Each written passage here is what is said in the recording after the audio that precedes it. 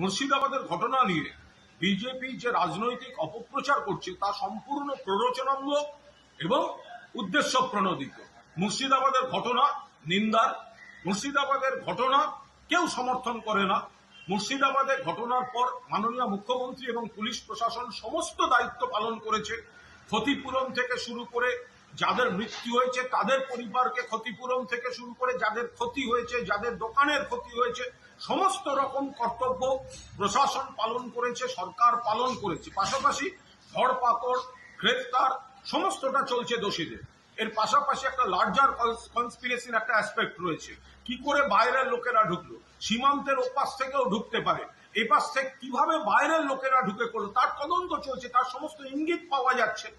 ভালো করে মনে রাখুন, অপারেশন সিন্দুরের পর দায়িত্বশীল বিরোধীর ভূমিকা পালন করছে তৃণমূল কংগ্রেস। এখন একটি সর্বদলীয় টিম বিদেশ গিয়েছে। আমাদের সাধারণ সম্পাদক সর্বভারতীয় অভিষেক বন্দ্যোপাধ্যায় রয়েছেন।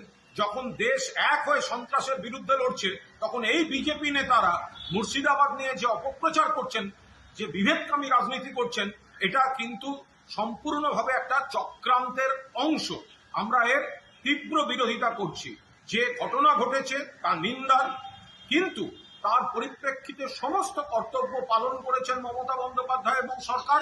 পাশাপাশি কারা কিভাবে ঘটালো, বাইরের লোকেদের কি ইনভলভমেন্ট ছিল, সেগুলো কিন্তু পুরো দস্তুর খতিয়ে দেখার পর্ব চলছে। এই সময় উদ্দেশ্য প্রণোদিত বিকৃত প্রচার পরিকল্পিত অন্য চক্রান্তের অঙ্গ। মুর্শিদাবাদ নিয়ে বিজেপি অত্যন্ত উদ্দেশ্য প্রণোদিত একটা প্রচার করছে। যে রিপোর্টটি সম্পর্কে তারা বলতে চাইছে বা বিকৃত করছে তার পুঙ্খানুপুঙ্খ বিশ্লেষণ করে আমরা বিস্তারিত জানাবো। কিন্তু বিজেপি যেটা করছে সেটা উদ্দেশ্য প্রণোদিত মিথ্যা। এক, সেটা হলো যে ঘটনা অবাঞ্ছিত, ঘটনা খারাপ মুর্শিদাবাদের, কিন্তু তারপর ক্ষতিপূরণের যা যা করার, তদন্তে যা যা করার মমতা বন্দ্যোপাধ্যায় সরকার প্রশাসন সেটা করছে।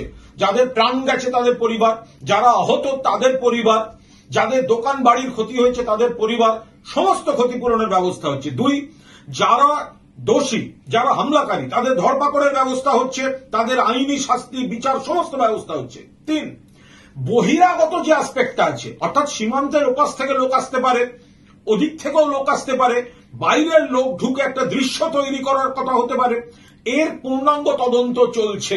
এই পরিস্থিতিতে অপারেশন সিন্দুর, যারা পহেলগাঁওয়ের জঙ্গি হামলা রুখতে পারে না, যখন অপারেশন সিন্দুরের পর পশ্চিমবঙ্গ আমাদের তৃণমূল কংগ্রেস এবং পশ্চিমবঙ্গ সরকার দায়িত্বশীল বিরোধী দলের ভূমিকা পালন করছে, এখনো যখন বিদেশে কেন্দ্রীয় সরকারের সর্বদলীয় প্রতিনিধি দলে আমাদের সর্বভারতীয় সাধারণ সম্পাদক অভিষেক বন্দ্যোপাধ্যায় যাচ্ছেন, সেই সময় মুর্শিদাবাদ নিয়ে এই সংকীর্ণ প্ররোচনামূলক ভেদাভেদের প্রচার, এটা বিজেপি ঘৃণ্য রাজনীতির কাজ করছে।